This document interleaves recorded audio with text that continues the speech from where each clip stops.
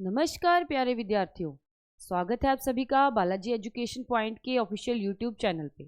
बेटा, आज की हमारी ये वीडियो भक्ति काल का जो हमारी सीरीज़ चल रही है मास्टर कैडर और लेक्चरर कैडर हिंदी के लिए, जो हम बैच पढ़ा रहे हैं उसमें हमारा भक्ति काल जो है, भक्ति काल के अंतर्गत जो निर्गुण काव्य है, निर्गुण काव्य की सूफी काव्य धारा जो है, जिसको आचार्य रामचंद्र शुक्ल जी ने प्रेम आश्रय काव्य धारा कहा है, उसके सबसे प्रमुख और सबसे प्रतिनिधि कवि मलिक मोहम्मद जैसी के बारे में आज की इस कक्षा में हम पढ़ेंगे।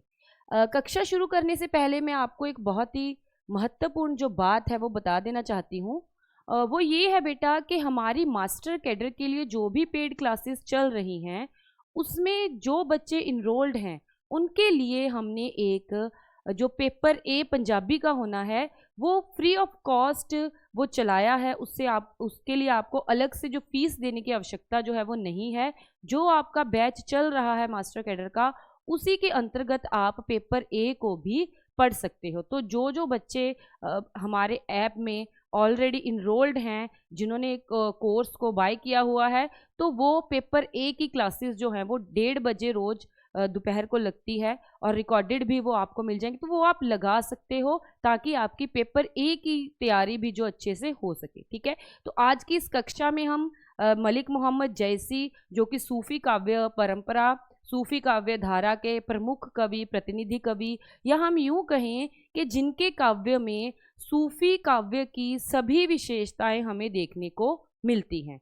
इनकी रचना है पद्मावत, आपने सुनी ही होगी बहुत बार। कहीं भी आपने अगर हिंदी साहित्य से थोड़ा बहुत भी आपका संबंध है, आप पढ़े हुए हो ग्रेजुएशन में, स्कूल्स में, तो वहाँ पे आपने मलिक मोहम्मद जैसी के जो पद्मावत है उसके बारे में सुना होगा। और उसके अलावा अगर आपने नहीं भी सुना तो एक फिल्म जो है आपने देखी होगी पद्मावत, वो उसके स्टोरी जो है या वो जो स्क्रीन प्ले हुआ है वो मलिक मोहम्मद जैसी के काव्य ग्रंथ पद्मावत के आधार पर ही ये जो फिल्म है वो बनाई गई है। तो आज की जो कक्षा है वो परीक्षा की दृष्टि से बहुत महत्वपूर्ण है।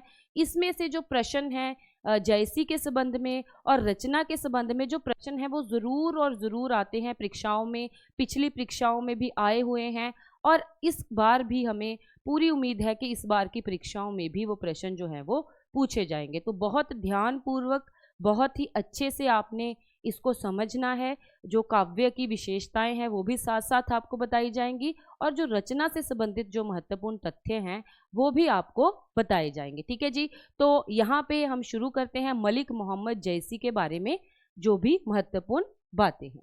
चलिए, सूफी काव्य के प्रतिनिधि कवि हैं ये। सूफी काव्य के सबसे प्रमुख कवियों के रूप में जब हम किसी का नाम लेते हैं तो मलिक मोहम्मद जैसी का नाम लेते हैं। जब हमने काव्य भक्ति काल को जब विभाजन के बारे में मैंने आपको पढ़ाया था, तब मैंने आपको जो अलग अलग विचारधाराएं हैं, जो अलग अलग काव्य धाराएं हैं, उनके जो प्रमुख कवि हैं उनके बारे में भी मैंने आपको साथ ही साथ बताया था। ठीक है, तो वहाँ पे हम देखते हैं कि जो निर्गुण काव्य धारा, निर्गुण जो काव्य धारा है उसके आगे जो 2 धाराएं हैं, ज्ञान आश्रय और प्रेम आश्रय, उसमें से जो ज्ञान आश्रय शाखा है उसके प्रतिनिधि कवि जो कबीर हैं, जिसके बारे में हम बहुत विस्तार से पढ़ के आए हैं पहले की कक्षाओं में। और आज की जो कक्षा है हमारी, वो हमारे जो दूसरे प्रतिनिधि कवि हैं प्रेम आश्रय काव्य धारा के, वो मलिक मोहम्मद जैसी हैं, उनके बारे में आज हम पढ़ेंगे। ठीक है जी, जन्म इनका 1492 ईस्वी और मृत्यु 1542 ईस्वी को मानी जाती है।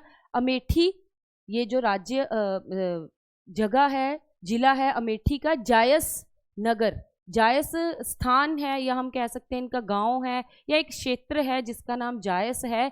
उसी के कारण इनको जायसी कहा जाता है, क्योंकि ये जायस नगर से, जायस क्षेत्र से संबंधित हैं और इसीलिए इनको जायसी के नाम से पुकारा जाता है। यहाँ पे देखिए इनकी रचना है आखिरी कलाम।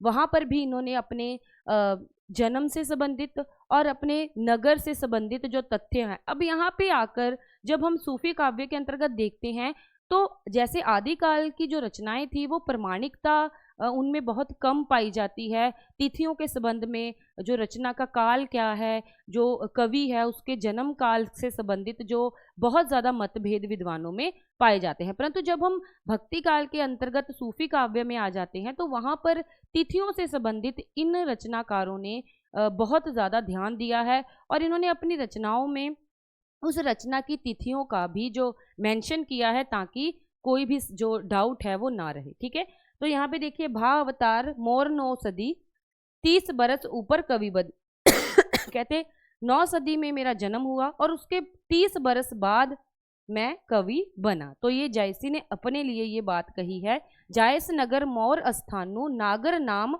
आदि अधिभानु। ठीक है जी, तो जायस नगर, यहाँ पे देखिए उन्होंने अपने नगर के संबंध में क्लियर किया है कि मैं किस नगर से संबंधित हूँ। तो इसी नगर से होने के कारण उनके नाम के पीछे मलिक मोहम्मद उनका नाम है और जयसी जो है वो क्षेत्र विशेष का हमें बताता है कि जयसी जायस प्रदेश या जायस नगर से संबंधित रहे हैं। ठीक है जी, उसके बाद जयसी के पीर का नाम, अब यहाँ पे जो ये यहाँ पे रखी गई है जो ये बात, ये क्यों रखी गई है, यहाँ पे आपको कुछ समझाने का प्रयास किया जाएगा।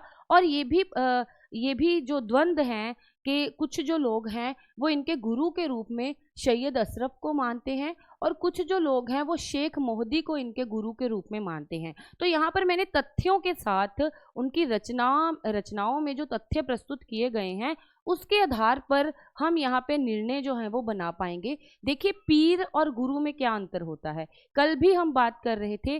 पैगंबर होता है जो वो एक व्यापक शख्सियत या प्रसिद्ध शख्सियत जो उस समय जिसको ईश्वर की अनुभव हुआ है, जिसने आत्म अनुभव है जो वो किया है, उसको पीर या पैगंबर कहा जाता है। तो पीर और गुरु भिन्न भिन्न भी हो सकते हैं और एक भी हो सकते हैं। तो यहाँ पर हम देखते हैं कि जायसी के गुरु और पीर दोनों क्या थे, भिन्न भिन्न थे, जिसका पता हमें उनकी रचनाओं से लगता है। वो कहते हैं कि सैयद अशरफ पीर प्यारा जह में दिया जग दिया पंथ उजियारा। ठीक है, तो यहाँ पर उन्होंने मेंशन किया है कि जो सैयद अशरफ हैं वो मेरे क्या हैं, पीर हैं। ठीक है जी, ये स्पेलिंग देख लेना, ये गलत है यहाँ पे। ठीक है जी, ध्यान से, ये वाले सही है। ठीक है, सैयद अशरफ पीर प्यारा जह में दिया पंथ उजियारा। तो यहाँ पर उन्होंने बताया है कि मेरे पीर के रूप में उन्होंने सैयद अशरफ को माना है और गुरु के रूप में गुरु मोहिदी सेवक में सेवा चले उतलाए जाकी खेबा। तो यहाँ पे देखिए, गुरु के रूप में उन्होंने शेख मोहिद का नाम जो है वो मेंशन किया है। तो अगर आपको गुरु के संबंध में पूछा जाता है कि मलिक मोहम्मद जयसी के गुरु कौन है, तो वहाँ पे आपने शेख मोहिद्दी का ही नाम जो है वो चुनना है। अगर पीर के संबंध में पूछा जाएगा तो वहाँ पे सैयद अशरफ का नाम जो है आपने चुनना है। ठीक है, तो ये आपको पता होना चाहिए कि गुरु और पीर, और कुछ जो विद्वान हैं उनमें ये मतभेद है, वो इनके जो गुरु और पीर को एक ही मानते हैं और वो मानते हैं कि ये दोनों नाम एक ही व्यक्ति के हैं। ठीक है, तो ये यहाँ पर हम रचना के आधार पर इस तथ्य को उजागर कर रहे हैं कि यहाँ पर जो जिस रचना में उन्होंने ये बात बताई है, खुद मेंशन किया है कि मेरे गुरु के रूप में उन्होंने शेख मोहिद्दी की क्या की है, सेवा की है। ठीक है, तो यहाँ पे गुरु के रूप में हम शेख मोहिद्दी का नाम लेंगे और पीर के रूप में हम सैयद अशरफ का नाम लेंगे। ठीक है जी, जो जयसी है वो क्या है, चेचक के प्रभाव से, कहते हैं इनको एक बार जीवन में अपने चेचक की बीमारी हो गई थी और उसके कारण ये एक आंख और एक कान से रहित हो गए थे और इनका जो देखनी थी जो इनकी, या हम यूँ कह सकते हैं कि जो इनकी पर्सनैलिटी थी, आउटर पर्सनैलिटी थी, जो बाहर से जो व्यक्ति इनको देखता था तो बड़ा ही वो इनको कुरूपता की दृष्टि के साथ देखता था, क्योंकि ये देखने में सुंदर नहीं थे। चेचक में जब इन्होंने अपनी आंख और कान को खो दिया तो इनका रूप है जो वो क्या हो गया, कम हो गया, कुरूपता इनमें आ गई। तो एक बार कहते हैं इनके जो दरबार में, राज दरबार में जब ये गए तो वहाँ पर जो लोग हैं वो इनकी कुरूपता का उपहास उड़ाने लगे। जैसे अष्टावक्र की कहानी आपने सुनी होगी। अष्टावक्र जो थे वो भी इस प्रकार से बहुत ज्ञानी थे, पंडित थे, परंतु वो 8 जगह से उनका जो शरीर था वो टेढ़ा था।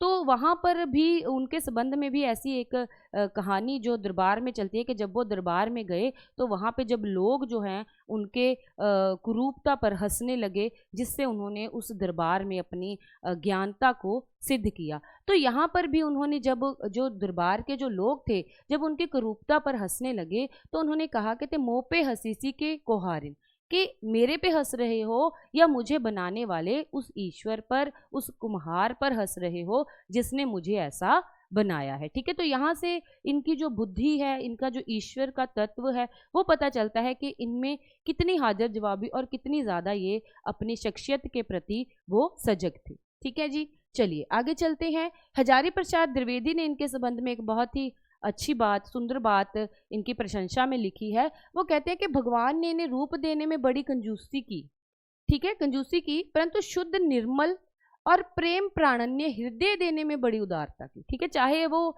बाहरी रूप से उतने सुंदर जो हैं वो दिखाई नहीं पड़ते थे, परंतु जो उनका हृदय था वो बड़ा ही प्रेम पूर्ण था। और अगर उनका हृदय प्रेम पूर्ण था, इसीलिए पद्मावत जैसे काव्य की रचना वो कर सके। ठीक है, बड़ी ही उदारता से काम लिया था। मतलब एक चीज अगर ईश्वर ने उनको नहीं दी, चाहे अगर उनको सुंदरता नहीं प्रदान की, परंतु उनमें कवि हृदय, निर्मल हृदय है जो वो प्रदान किया उनको, जिससे उनके जो कवि कर्म है, जो उनकी जो रचना का कौशल है वो बहुत ही ज्यादा अच्छा हुआ।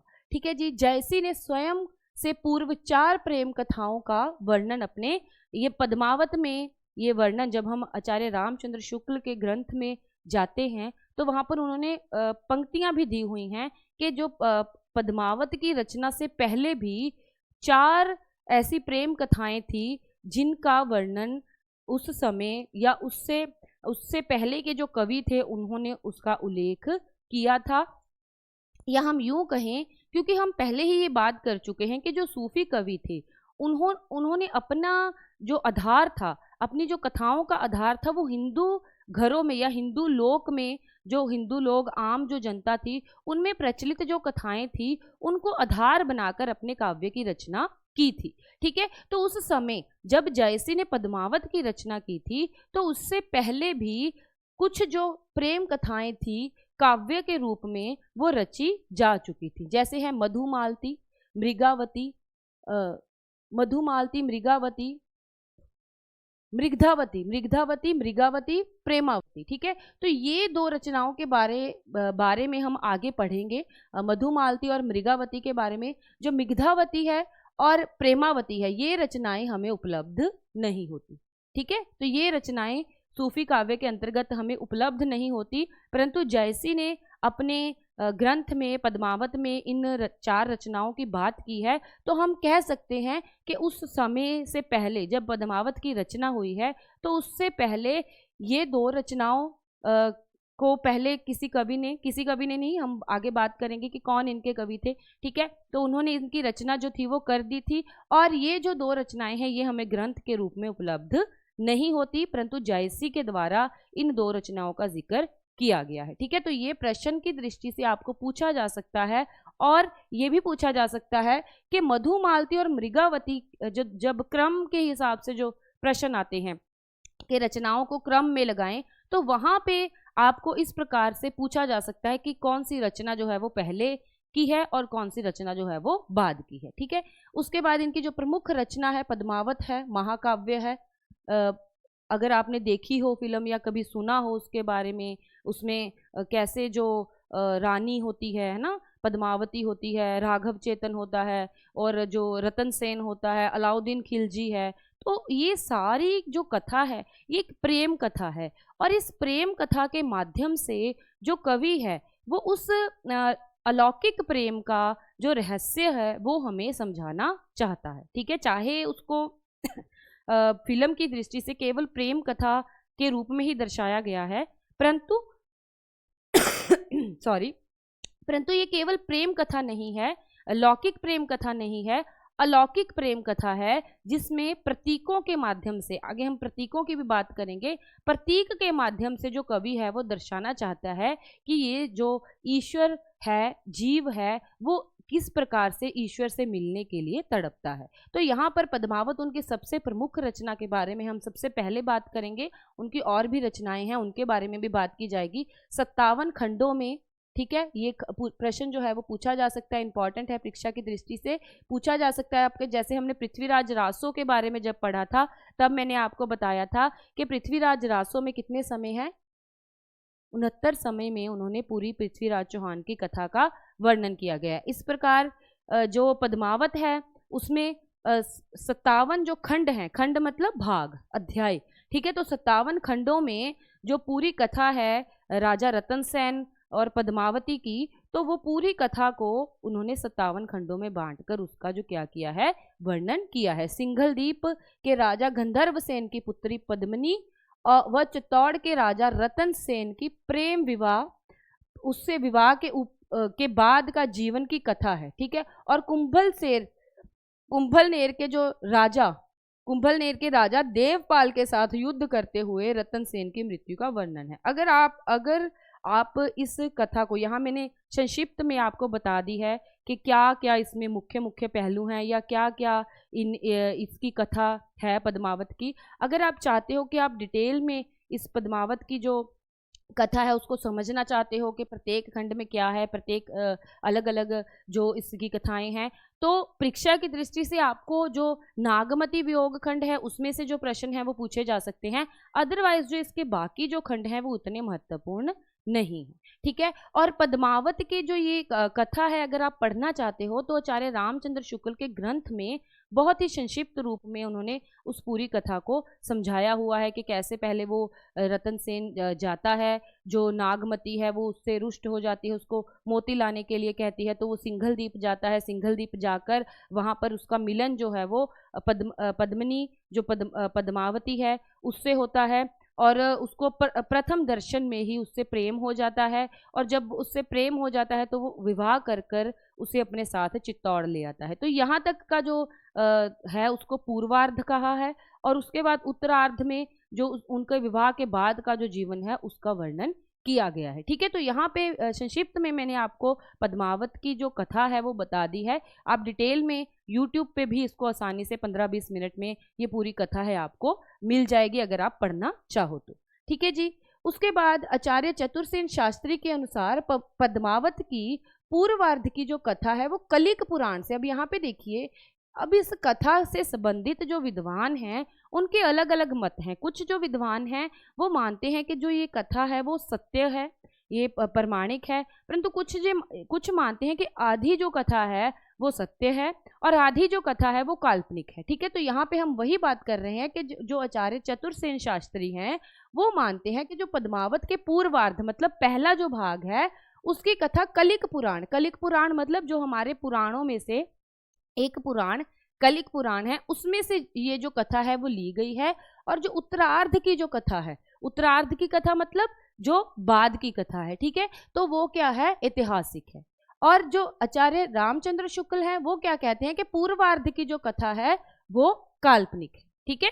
तो आचार्य रामचंद्र शुक्ल जिस कथा को काल्पनिक मान रहे हैं उसी कथा को चतुरसेन शास्त्री क्या कह रहे हैं कि ये कथा काल्पनिक नहीं है, ये कवि की मौलिक कल्पना ना होते हुए उन्होंने कलिक पुराण की एक कथा को आधार बनाते हुए इस पूर्वार्ध की कथा का क्या किया है, सृजन किया है, निर्माण किया है, ठीक है। तो यहाँ पे ये आचार्य रामचंद्र शुक्ल जी का मत जो है वही आपको मानना है कि वो क्या कहते हैं कि पूर्व जो आर्ध की जो कथा है वो काल्पनिक है और उत्तरार्ध की जो कथा है वो क्या है, ऐतिहासिक है, ठीक है। तो पहला जो इसका भाग है वो कवि की कल्पना है, उसके ऊपर उसने जो काल्पनिक उसकी बुद्धि है उसके आधार पर उसने वो रचना की है। और दूसरा जो भाग है वो इतिहास के परिप्रेक्ष्य से, या हम यूँ कहें कि इतिहास को आधार बनाते हुए जो दूसरा भाग है उसकी रचना की गई है, ठीक है। तो ये प्रश्न आपको पूछा जा सकता है कि पद्मावत का कौन सा भाग है जो वो ऐतिहासिक है,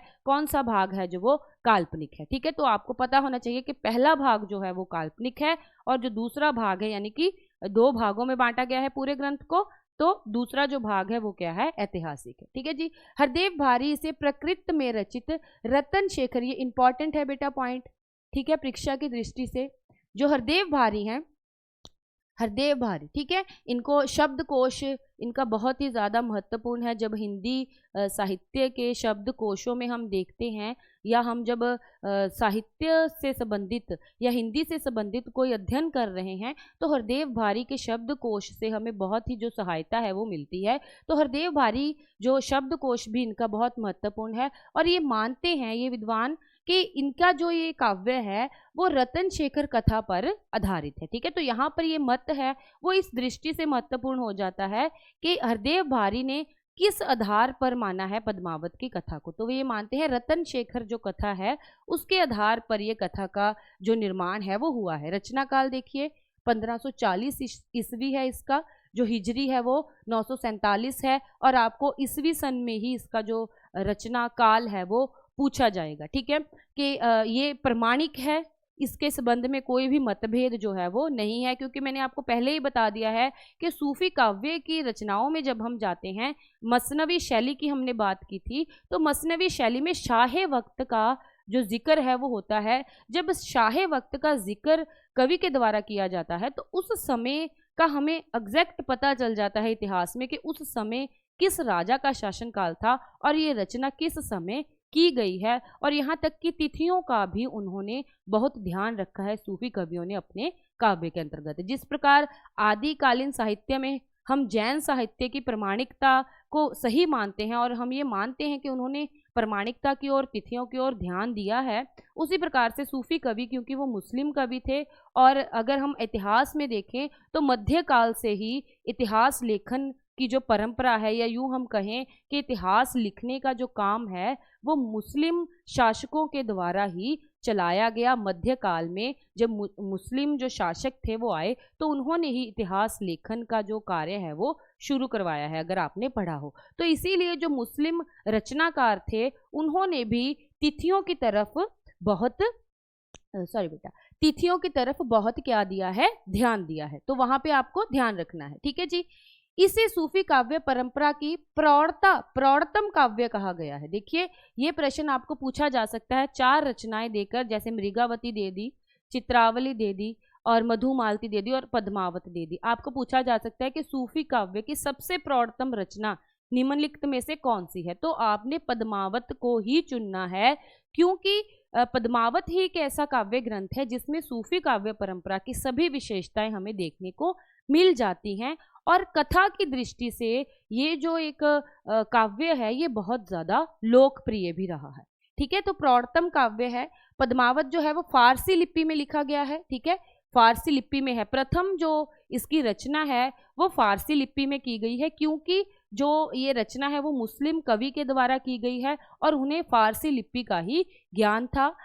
फारसी लिपि में रचित है, जिसमें ठेठ अवधि के पूर्वीपन, ग्रामीण अवधि, ठीक है, ठेठ अवधि के पूर्वीपन मतलब अवधि भी 2 तरह की है। जब हम तुलसीदास के बारे में पढ़ेंगे, जब हम रामचरितमानस के बारे में पढ़ेंगे, तो वहाँ पे भी अवधि भाषा का प्रयोग हुआ है, परंतु वो अवधि भाषा जो है वो साहित्यिक अवधि है, ठीक है। अब इसमें अंतर क्या है, देखिए ठेठ अवधि और साहित्यिक। जैसे हम कहें कि पंजाबी है या हिंदी है, पंजाबी जो है वो किताबों में या जब हम स्कूल में पढ़ते हैं या वैसे हम प्रयोग करते हैं तो वो एक अलग भाषा होती है जिसे हम साहित्यिक भाषा कहते हैं। और अगर हम गांव देहात में जाते हैं तो वहाँ पर जो पंजाबी बोलने का ढंग, तरीका, जो लहजा है वो अलग तरह का होता है, जिसे हम ठेठ भाषा या ठेठ बोली के रूप में जानते हैं, ठीक है। तो उसी प्रकार से जो अवधि की जो ठेठ रूप है जिसका प्रयोग ग्रामीण लोगों के द्वारा किया जाता है, गांव में रहने वाले लोगों के द्वारा किया जाता है, उस भाषा का प्रयोग पद्मावत में हुआ है। इसीलिए ही बच्चन सिंह ने इस काव्य को क्या कहा है, अवधि का अर्घान। अर्घान मतलब खुशबू, ठीक है। तो यहाँ पर इन्होंने बहुत ही सुंदर इनकी भाषा की, इस काव्य की भाषा की प्रशंसा करते हुए कहा है कि ये जो काव्य है ये अवधि का अर्घान है, जिससे हमें जो ग्रामीण अवधि है उसकी जो खुशबू है वो आती है, ठीक है जी। उसके बाद पद्मावत में 7 अर्धालियों के बाद एक दोहा है। अब यहाँ पे आपको थोड़ा सा समझाने की आवश्यकता है, 7 अर्धालियों के बाद दोहा, इसका क्या अर्थ है। देखिए जब अगर आपने चौपाई छंद पढ़ा हो, अगर नहीं भी पढ़ा मैं आपको बता देती हूँ। चौपाई छंद में क्या होता है 4 इस प्रकार से ये चौपाई छंद है, ठीक है, जिसमें एक पंक्ति में या हम यूं कहें एक चरण में, अगर हम छंद शास्त्र के भाषा में बात करें तो ये जो एक पंक्ति है इसको एक चरण कहा जाता है, और एक चरण में 16 मात्राएं होती हैं चौपाई में, ठीक है। तो एक चरण में 16 मात्राएं होती हैं, 16, यानी कि ये जो एक पंक्ति है इसमें क्या होती हैं, 16 मात्राएं होती हैं, और इन 2 पंक्तियों को मिलाकर क्या बनती है, अर्धाली बनती है। अर्धाली मतलब चौपाई का आधा भाग, ठीक है। तो पद्मावत में या अन्य सूफी ग्रंथों में आगे भी हम पढ़ेंगे, जब हम इसकी काव्यगत विशेषताएं पढ़ रहे थे तब भी मैंने आपको बताया था कि 5 अर्धालियों के बाद एक दोहा। पद्मावत के पहले तक ये जो परंपरा थी वो ऐसे ही चल रही थी कि 5 अर्धाली। अब ये 5 अर्धालियों का या 7 अर्धालियों का क्या अर्थ है, मतलब इन 16 मात्राओं के 2 चरणों को मिलाकर एक अर्धाली को बना दिया, ठीक है। 16 मात्रा के यहाँ पे देखिए, यहाँ पे एक चरण, 2 चरण होंगे, ठीक है, 2 चरणों से एक अर्धाली बनेगी, और इसी प्रकार से 7 अर्धालियां आएंगी, 1 2 3 4 5 और ये 7। उसके बाद एक दोहे की व्यवस्था जो है वो दोहा एक अलग छंद है, ठीक है। पहला जो भाग है, या हम कहें कि पूरे पद में या जब कथा का वर्णन हो रहा है, अगर आपने रामचरितमानस पढ़ा है या आपने हमारे जो जय हनुमान ज्ञान गुण सागर, जय कपीस तेहु लोक उजागर, तो वो जो आप पढ़ोगे, जब आप उसका पाठ करोगे तब आप देखोगे कि उसमें चौपाई का प्रयोग किया गया है, और थोड़े समय बाद जो वेरिएशन लाने के लिए, बदलाव लाने के लिए दोहा रख देते हैं उसके बीच में, ठीक है। तो वही जो पद्धति यहाँ पे भी हम देखने को मिलती है। यहाँ पे क्या किया गया है, चौपाई का पूरा भाग ना लेते हुए केवल आधा भाग लेकर उसको एक पंक्ति दे दी गई है, जिसमें 16 मात्राओं के 2 चरण जो हैं वो बना लिए गए हैं, और 7 अर्धालियों के बाद एक दोहे की क्या की गई है, व्यवस्था, ठीक है। तो इस प्रकार से एक दोहा, अगर आप यहाँ पे देखें, यहाँ पे मैं आप जैसे 1 2 3 4 5 6 7, ठीक है, तो ये 7 अर्धालियां हो गई, जिसमें क्या है 16 मात्राओं के 2 चरण जो हैं वो रखे गए हैं, और यहाँ पे एक दोहे की व्यवस्था है, ठीक है। तो इस प्रकार से दोहा आपको पता है, दोहा क्या होता है, 13 11, ठीक है जी, 13 11 पता है ना। दोहे के बारे में मैंने पहले भी अपनी पिछली कक्षाओं में भी आपको बताया, और जब हम प्रीवियस जो क्वेश्चन हल कर रहे थे तब भी मैंने आपको दोहे के बारे में बताया था। तो दोहा जो है वो इस प्रकार का छंद होता है, और पद्मावत में इस व्यवस्था जो उसकी लेखनी है या लेखनी की जो शैली है वो इस तरह से लिखी हुई है कि 16 मात्राओं के 2 चरण हैं, एक अर्धाली, 7 अर्धालियों के बाद एक दोहे की क्या की गई है, व्यवस्था की गई है, ठीक है। तो यहाँ आपने अगर कभी कोई धर्म ग्रंथ या कोई इस प्रकार की जो रचना पढ़ी हो, रामचरितमानस अगर कभी पढ़ा हो, या जो हमारी हनुमान जी की जो आरती है, या और जो रचनाएं हैं तुलसीदास जी की, वहां पे भी इस प्रकार की जो रचनाएं हैं आपको देखने को मिल जाएंगी, ठीक है। तो चौपाई छंद जो है, चौपाई छंद के बारे में भी मैंने आपको बता दिया है कि 4 उसमें पंक्तियां होती हैं, और चारों पंक्तियां में क्या होती हैं, 16 मात्राएं होती हैं, और आधी चौपाई को हम क्या कहते हैं, अर्धाली कहते हैं, ठीक है।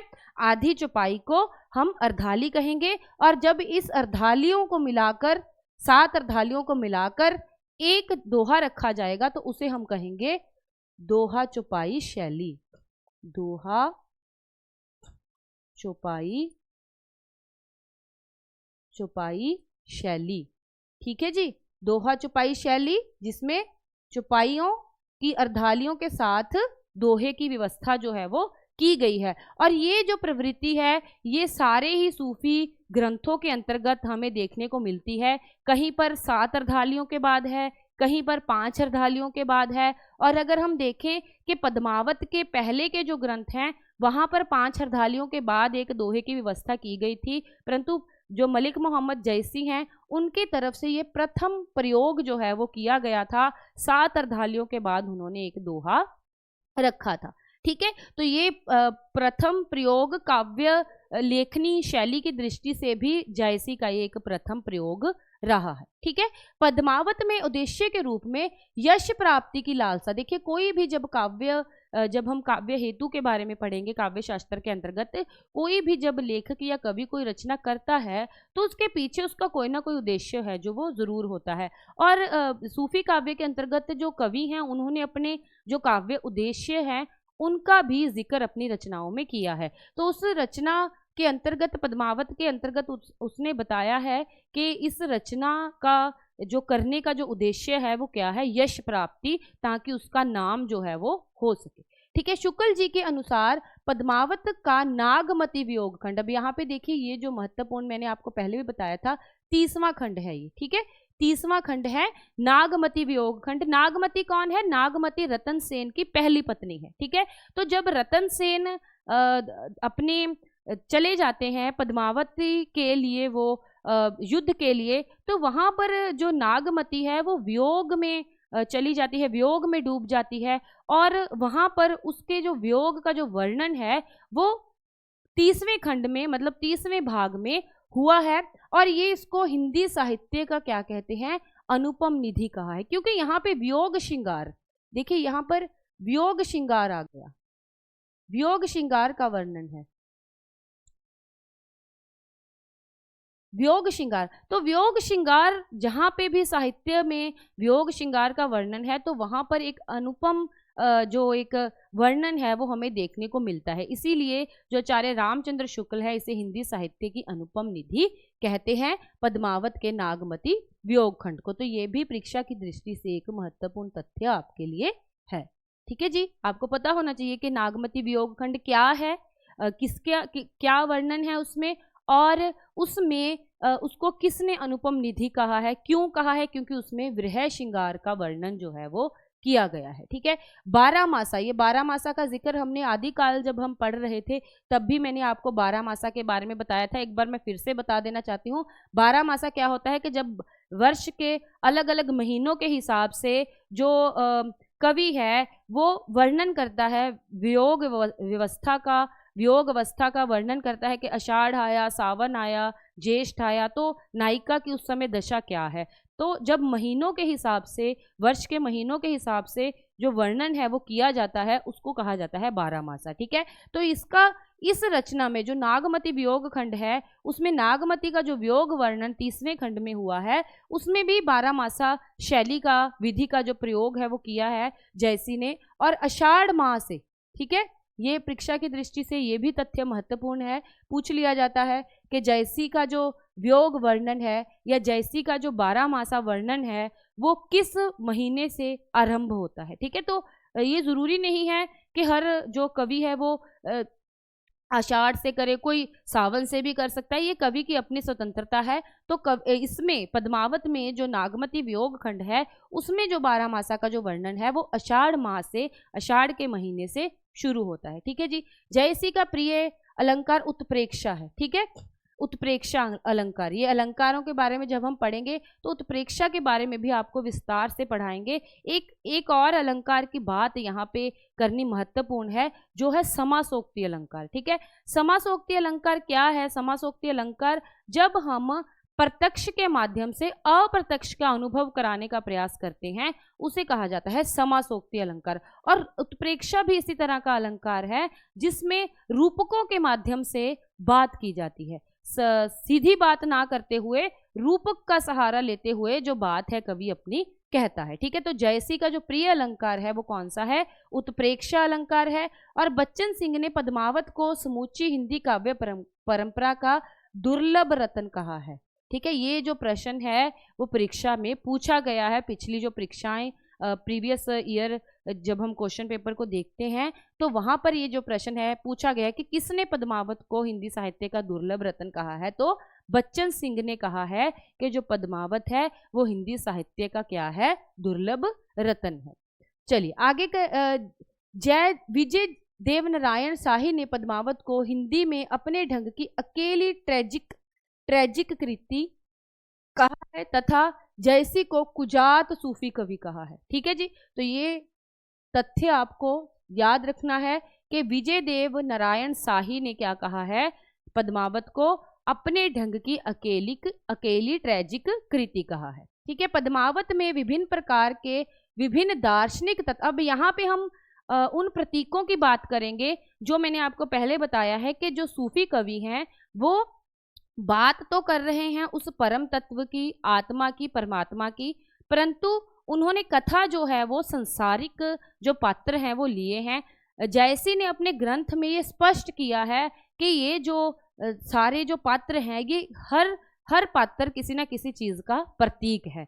तो यहाँ पे हम पद्मावत में कितने पात्र हैं उनका भी यहाँ से आपको पता चल जाएगा, क्योंकि पात्रों से संबंधित भी प्रश्न जो है वो पूछ लिए जाते हैं कि निम्नलिखित में से कौन सा पात्र पद्मावत का नहीं है। इस प्रकार से आपको प्रश्न जो है वो पूछे जा सकते हैं। तो उस दृष्टि से आपको पात्रों का भी पता होना चाहिए और आपको ये भी पता होना चाहिए कि ये जो पात्र है ये किसका प्रतीक है। ठीक है, पद्मावत में इसको किसके प्रतीक के रूप में रखा गया है। तो यहाँ पर मैंने एक सूची आपके लिए प्लस जो ये पंक्तियां हैं पद्मावत की ये आपके लिए रखी हैं ताकि आपको पता चल सके कि जो ये पद्मावत के जो अलग अलग पात्र हैं ये किस के प्रतीक हैं। ठीक है, जैसे जीव आत्मा के, परमात्मा के, माया के, बुद्धि के, ठीक है, शैतान के। तो वहाँ पे सभी पात्रों को किसी ना किसी रूप के या किसी ना किसी प्रतीक के रूप में प्रयोग किया गया है। इसीलिए तो उत्प्रेक्षा अलंकार और समासोक्ति अलंकार जो है वो इस काव्य के लिए प्रयोग किया है और आचार्य रामचंद्र शुक्ल ने तो इसको समासोक्ति नाम ही दे दिया है, क्योंकि कहीं पे भी जो कवि है वो प्रत्यक्ष बात ना कहते हुए इशारों में या अस्पष्ट या अप्रत्यक्ष रूप से बात कर रहा है। जो पढ़ने वाला है, पाठक है, उसको इसमें से जो अर्थ हैं वो खोजने पड़ते हैं। ठीक है जी, प्रतीकार्थ संकेतिक रचना है, एलिगरी है। ये देखिए रूपक काव्य है। रूपक काव्य मतलब कि जिसमें रूपकों का प्रयोग है जो ज्यादा किया गया है। ठीक है, प्रतीकों का प्रयोग जो है वो ज्यादा किया गया है, इसीलिए इसको क्या कहा गया है, रूपक काव्य कहा गया है। अब यहाँ पे देखिए, तन चित्तौर मन राजा कीन्हा, हे सिंगल बुद्धि पद्मनी चीना, गुरु सुआ जेड़ पंथ दिखावा, बिन गुर जगत को निर्गुण पावा, नागमती ये दुनिया धंधा, बाचा सोई ना एह चित बंधा, राघव दूत सोई शैतानु, माया अलाउ दीन सुल्तानु। ठीक है, तो यहाँ पे मैंने ये पंक्तियां आपको पूरी पढ़ के सुना दी हैं। अगर आप यहाँ से भी हम अर्थ जो है वो आसानी से निकाल सकते हैं, परंतु मैंने अलग से भी आपके लिए सूची जो है वो बना दी है ताकि इन पंक्तियों में आप उलझो मत। परंतु परीक्षा की दृष्टि से कई बार ऐसे पंक्ति डाल के भी आपको पूछा जा सकता है कि उपरोक्त पंक्तियां किस काव्य से हैं, ये भी पूछा जा सकता है। और ये भी पूछा जा सकता है कि उपरोक्त पंक्तियों में जो राजा है ना, या जो मन है वो किसका प्रतीक है, या जो राजा है वो किसका प्रतीक है। ठीक है, तो यहाँ पे मैं अलग से आपको एक सूची दिखा देती हूँ पहले, फिर हम इन पंक्तियों को भी अच्छे से देख लेंगे। चलिए, यहाँ पे देखिए पात्र, अलग अलग जो पात्र हैं उनके नाम दिए हैं और उनके लिए जो प्रतीक प्रयोग हुए हैं वो भी यहाँ पे रखे गए। यहाँ पे सबसे पहले देखिए चित्तौड़ का वर्णन है। चित्तौड़ राज्य जो है वो तन के प्रतीक के रूप में उसका प्रयोग किया गया है। सिंघल द्वीप जो है वो हृदय है। ठीक है, सिंघल द्वीप। अब चित्तौड़ और सिंघल द्वीप दो अलग अलग क्षेत्र हैं, दो अलग अलग राज्य हैं, और दोनों अलग अलग जो राज्य हैं उनको अलग अलग प्रतीकों के रूप में पद्मावत में दर्शाया गया है। चित्तौड़ जो है वो तन है, परंतु जो हमारा सिंघल द्वीप है वहां पर क्या है, राजा का हृदय है, जो उसका दिल है। ठीक है, मतलब शरीर का जो सबसे मुख्य भाग है वो हृदय होता है।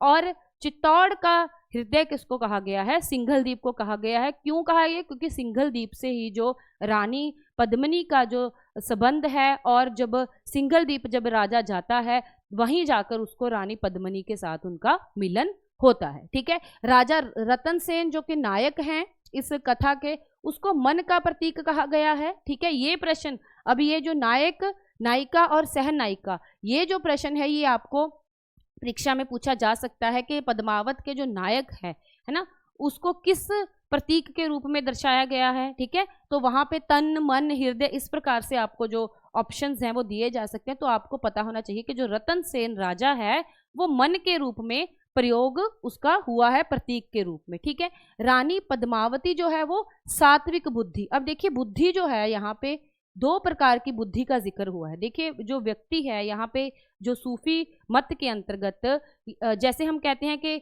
संसारिक प्रेम और ऐश्वर्य प्रेम, लौकिक प्रेम और अलौकिक प्रेम, तो वही उसी तरह की बुद्धि का यहाँ पे जिक्र हुआ है जब हम सूफी मत के अंतर्गत देखते हैं।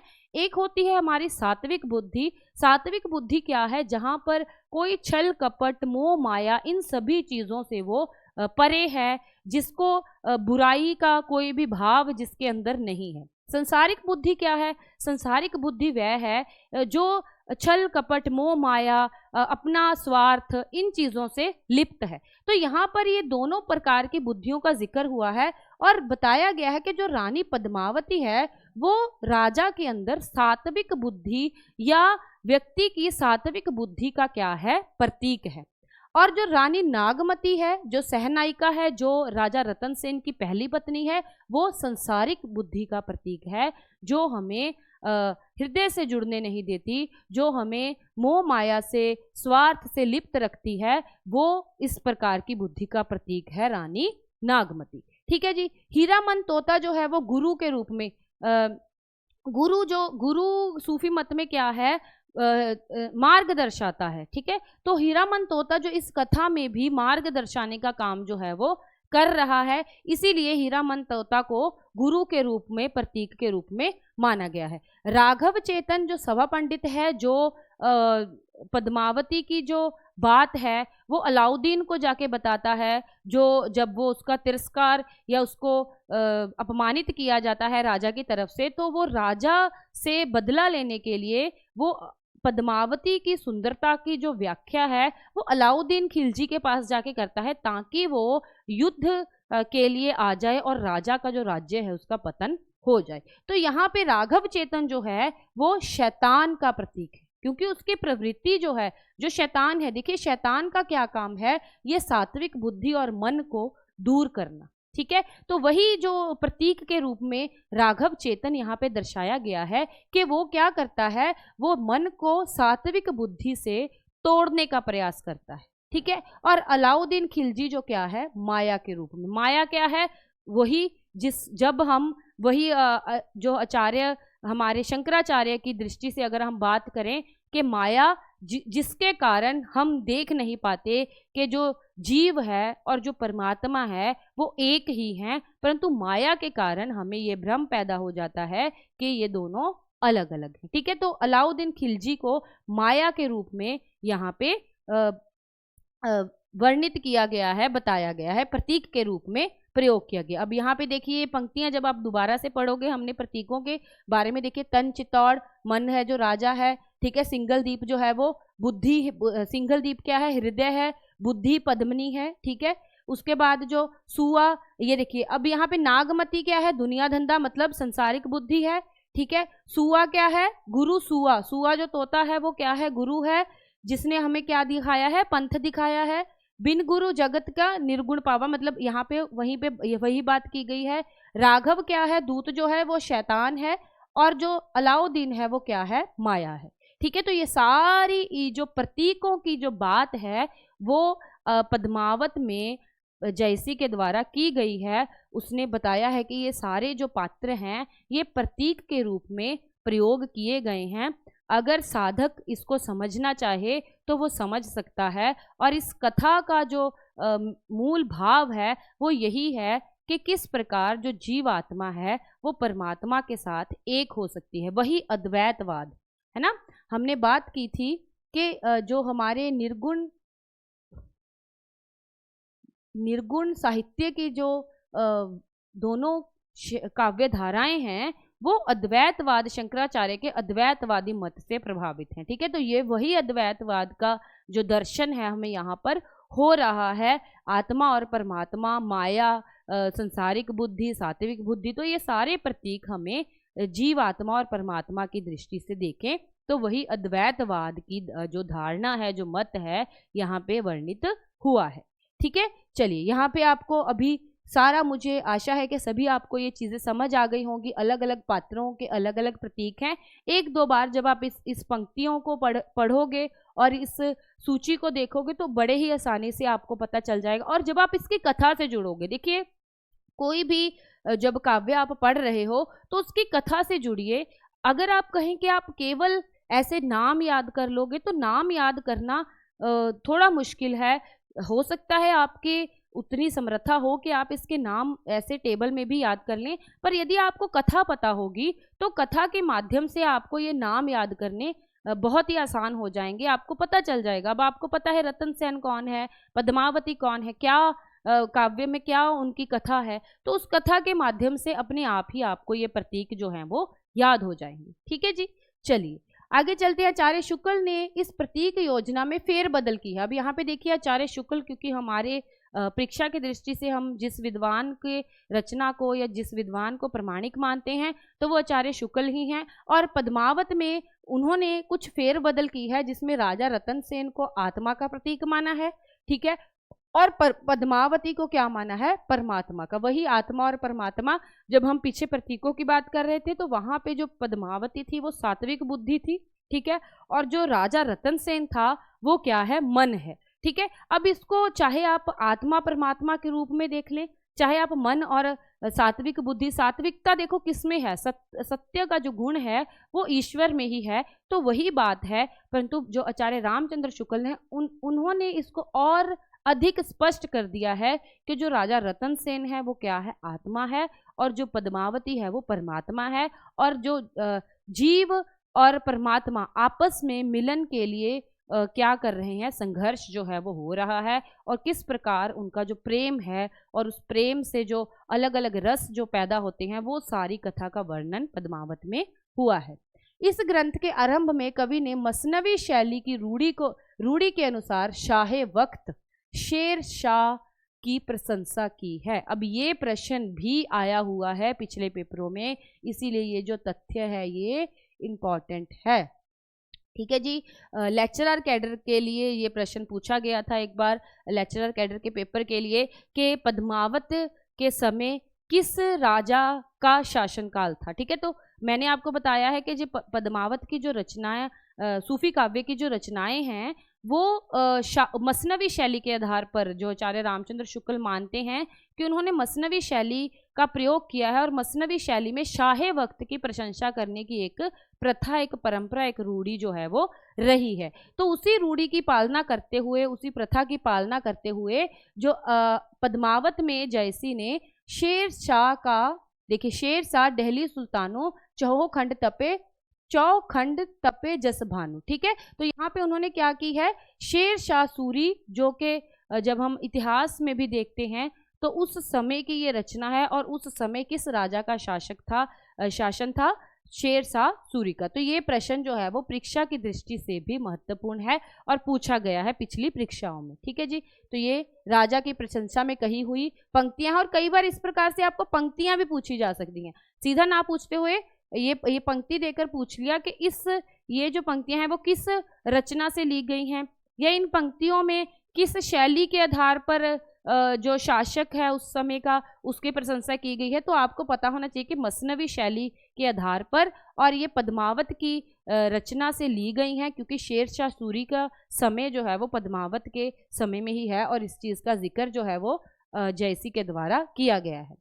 इस आधार पर यह कहा जा सकता है कि यह रचना शेरशाह सूरी के शासनकाल में रची गई है। आचार्य रामचंद्र शुक्ल ने इस रचना को समासोक्ति कहा है। मैंने आपको पहले ही बता दिया है कि समासोक्ति अलंकार का इसमें प्रयोग हुआ है। ठीक है, समासोक्ति एक प्रकार का अलंकार है जिसमें जो बात अप्रत्यक्ष है वो प्रत्यक्ष के माध्यम से हो। अब परमात्मा के संबंध में हम क्या कहें, जो चीज़ हमें दिखाई नहीं देती उसके संबंध में हम प्रतीकों में ही बात करेंगे। अब अगर आपको कमल का फूल दिखाई दे रहा है तो आप कमल के फूल की बात कर सकते हो, परंतु कमल के फूल में जो जीवन है, जो उसका अंदर का जो भाव है, या हम कहें कि उसमें जो जीवंतता है, उसकी बात आप कैसे करोगे, उसका वर्णन आप कैसे करोगे। तो इसीलिए समासोक्ति अलंकार जो है वो अप्रत्यक्ष जो है उसको उजागर करने के लिए प्रत्यक्ष प्रतीकों का जब हम सहारा लेते हैं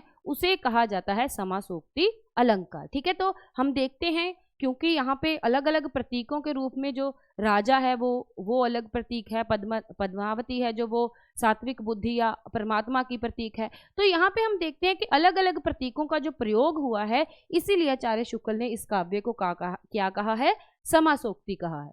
ठीक है जी।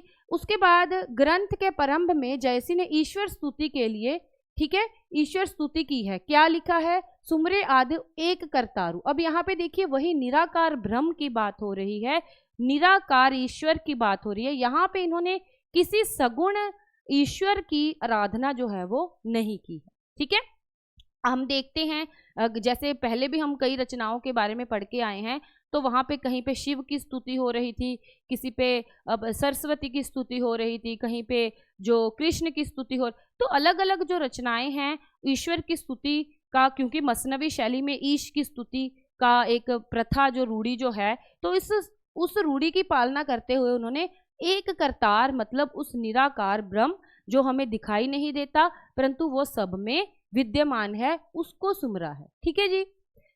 जह ज्यो दिया किहे संसारू, ठीक है, तो जो संसार में व्याप्त है, पूरे संसार में व्याप्त है, उस निराकार, उस सर्वव्यापी परमात्मा की उपासना इन्होंने की है। जैसे हिंदू मुस्लिम समन्वय के पक्षधर हैं, ठीक है, तो यहाँ पे चाहे वो मुस्लिम कवि हैं परंतु उनके मन में हिंदुओं के प्रति या उनके मन में हिंदू मुस्लिम अलग अलग पंथों की इस प्रकार की कोई भावना नहीं है। वो क्या कहते हैं कि दोनों ही एक समान है। कहते हैं माता के रक्त पिता के बंधु, अपने दो में तुर्क और हिंदू। ठीक है, तो जैसी ने कहा है कि हमारे दोनों ही हैं, चाहे वो तुर्क हैं, चाहे वो मुस्लिम हैं, चाहे वो हिंदू हैं, क्योंकि रक्त है जो उनमें एक समान है, एक जैसा ही रक्त दोनों की ध्वनियों में बहता है। ठीक है, ग्रायसेन और सुधाकर द्विवेदी ने पद्मावत की टीका सुधाकर टीका के नाम से, ठीक है, तो टीका मैंने आपको बता दिया है। टीका ग्रंथ क्या होते हैं, जब किसी रचना की व्याख्या किसी व्यक्ति के द्वारा की जाती है, जैसे मान लीजिए पद्मावत एक ग्रंथ है, फारसी भाषा में जो इसकी रचना हुई है, अगर कोई और विद्वान इसकी व्याख्या हिंदी भाषा में करे या कोई उर्दू भाषा में करे या कोई और भाषा में करे तो उसको टीका कह दिया जाता है। ठीक है, तो टीका क्या है, व्याख्या ग्रंथों को टीका ग्रंथ कहा जाता है। और सुधाकर द्विवेदी और ग्रेयर्सन ने सुधाकर टीका के नाम से पद्मावत की क्या की है, व्याख्या की है। प्रसिद्ध जो पद है इस रचना से संबंधित, पिटसो कहूँ संदेशड़ा है भोरा के काग, सो धनी बेरह जार मोही ताके धुआ हम लाग। ठीक है, अब ये जो पंक्ति है ये हमारे पद्मावत के नागमती वियोग खंड से ली गई है। ठीक है जी, नागमती वियोग खंड से ये पंक्ति ली गई है और ये परीक्षा की दृष्टि से ये जो पंक्ति है वो महत्वपूर्ण है। पिछली परीक्षाओं में इस पंक्ति के बारे में बार बार पूछा गया है। चलिए आगे चलते हैं, आगे कुछ और जो रचनाएं हैं मलिक मोहम्मद जयसी की, उनके बारे में भी बात कर लेते हैं। और यहाँ पे हम जो बात करेंगे वो ये भी बात करेंगे कि कुछ रचनाएं जो हैं वो आचार्य शुक्ल ने मानी हैं और कुछ रचनाएं जो हैं वो आचार्य शुक्ल ने नहीं मानी, परंतु ये सारी रचनाओं की जो संबंध है वो मलिक मोहम्मद जयसी से है। ठीक है, कई बार आपको जैसे आखिरी कलाम से संबंधित प्रश्न जो पिछले पेपरों में आए हुए हैं कि आखिरी कलाम जो है रचना है वो किसकी है। अब जयसी के संबंध में पद्मावत के बारे में तो सबको पता है, हिंदी साहित्य का जो विद्यार्थी है उसने पद्मावत को कभी ना कभी किसी ना किसी रूप में पढ़ा होगा कि ये जयसी की रचना है, परंतु ये जो अन्य रचनाएं हैं उनके बारे में कई बार उनको नहीं पता होता। और जो परीक्षा में जो प्रश्न पूछने वाला है वो बच्चे की संपूर्ण ज्ञान का जो देखना चाहता है कि उसको संपूर्ण पता है उस लेखक के बारे में, उस कवि के बारे में। ठीक है, तो वो उस दृष्टि से आपको उनकी अन्य रचनाओं के बारे में भी पता होना चाहिए। ठीक है, तो अखरावट क्या है, इसमें वर्णमाला के प्रत्येक अक्षर को लेकर, ठीक है, सूफी मत के जो सिद्धांत है चौपाइयों में लिखे गए हैं। चौपाई 4 पंक्तियों का एक छंद है, ठीक है, जिसमें प्रत्येक पंक्ति में 16 मात्राएं हैं। ठीक है जी, तो ये मैं आपको बार बार तभी बता रही हूँ ताकि आपको जब हम छंदों के, ये सारी चीजें यहीं से आपको क्लियर हो जाएंगी। जब हम छंदों के बारे में अलग से पढ़ेंगे तब तक तो आपको ये चीजें बिल्कुल याद हो जाएंगी। ठीक है, तो चौपाई क्या है, चौपाई एक छंद है।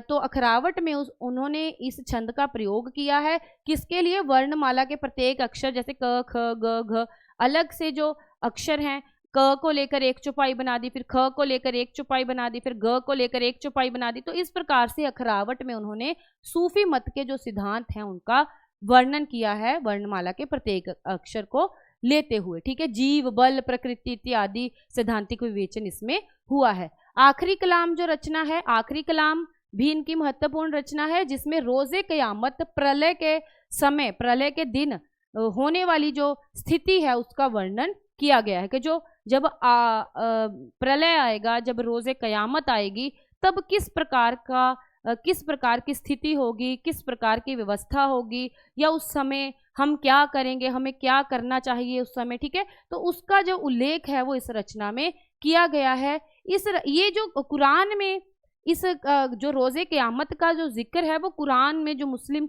ग्रंथ है कुरान, वहाँ पे भी मिलता है। और उसी के आधार पर उन्होंने जो हश्र की कथा एक कथा है कुरान के अंदर, उसके आधार पर ये जो लिखा है, और उस समय जो बादशाह बाबर की प्रशंसा की है। तो हम कह सकते हैं कि बाबर के समय में भी जो मलिक मोहम्मद जैसी थे वो थे। और इस ग्रंथ में अब ये भी जो प्रश्न है वो पूछा जा सकता है कि आखिरी कलाम की रचना के समय किस मुगल शासक का राज्य था या किसका शासन था, तो वहां पे आपने बाबर का जो जिक्र है वो करना है।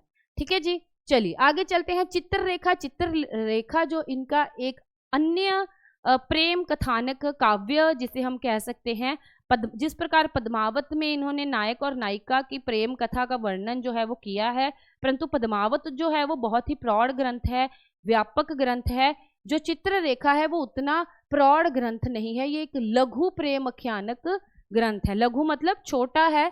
और इसको क्या है, इसमें क्या है, जो राजकुमारी है चंद्रपुर की चित्ररेखा और कन्नौज के जो राजकुमार प्रीतम कुंवर की प्रेम कथा का वर्णन है। ठीक है, तो जिस प्रकार पद्मावत में राजा रतन सेन और पद्मावती के प्रेम का वर्णन है और उसको प्रतीकों के माध्यम से आत्मा परमात्मा के रूप में देखा गया है, उसी प्रकार ये जो ग्रंथ है, तो इस प्रकार आपको प्रश्न जो पूछा जा सकता है कि पद्मावत के अतिरिक्त वो कौन सी रचना है जिसमें जो प्रेम आख्यानक से संबंधित है या जिसमें प्रेम कथा का वर्णन है, तो वो चित्ररेखा है। ठीक है जी।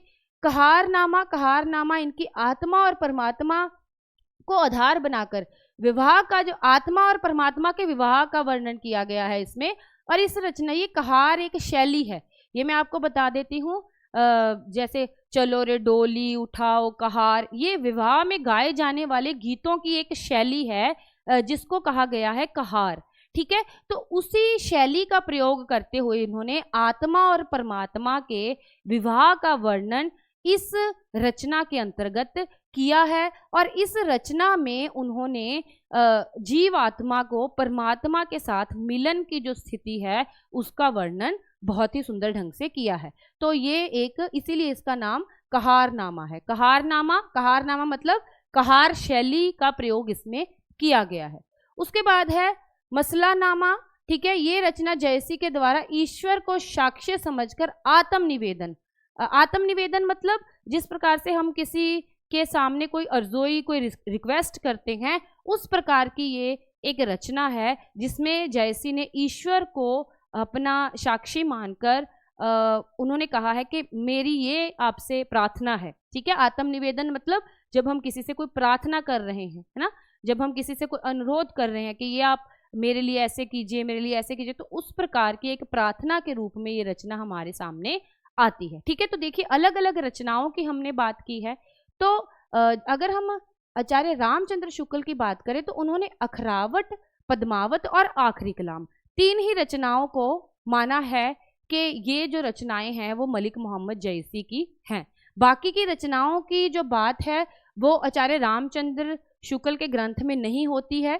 ठीक है, केवल 3 रचनाओं की बात ही उन्होंने की है, अखरावट की, आखिरी कलाम की और पद्मावत की। ठीक है, तो अगर आपको प्रश्न पूछा जाए कि आचार्य रामचंद्र शुक्ल के अनुसार कौन सी रचनाएं प्रमाणिक मानी गई हैं या कौन सी रचना जो है वो प्रमाणिक नहीं मानी गई है, तो आपको यहाँ पे 3 रचनाओं को याद रखना है कि आचार्य रामचंद्र शुक्ल ने पद्मावत को, अखरावट को और आखिरी कलाम को ही रखा है जयसी की रचनाओं के अंतर्गत। बाकी की ये जो 3 रचनाओं की हमने यहाँ पे बात की है, वो जो है आचार्य रामचंद्र शुक्ल के ग्रंथ में हमें देखने को नहीं मिलती। ठीक है, तो आज की इस कक्षा में मैंने पद्मावत के संबंध में, मलिक मोहम्मद जयसी के संबंध में जितने भी महत्वपूर्ण तथ्य थे परीक्षा की दृष्टि से, वो सभी आपको बता दिए हैं। और ये जो रचना है, ये परीक्षा की दृष्टि से बहुत ही महत्वपूर्ण रचना है और बहुत ही महत्वपूर्ण कवि भी हैं मलिक मोहम्मद जयसी। पिछली परीक्षाओं को अगर हम देखें तो इनमें से जो प्रश्न हैं वो पूछे गए हैं, तो इस दृष्टि से आपने बहुत ही अच्छे से समझ के इन सारे तथ्यों को पढ़ना है, समझना है, ताकि परीक्षा में जब आपको कोई प्रश्न पूछा जाए इससे संबंधित, तो आप उसको सही ही लगा कर आएँ। ठीक है जी, तो मुझे आशा है कि आपको ये सारी जो बातें मैंने आपको बताई हैं वो समझ आ गई होंगी। तो यही कहते हुए मैं आज की कक्षा समाप्त करती हूँ। धन्यवाद।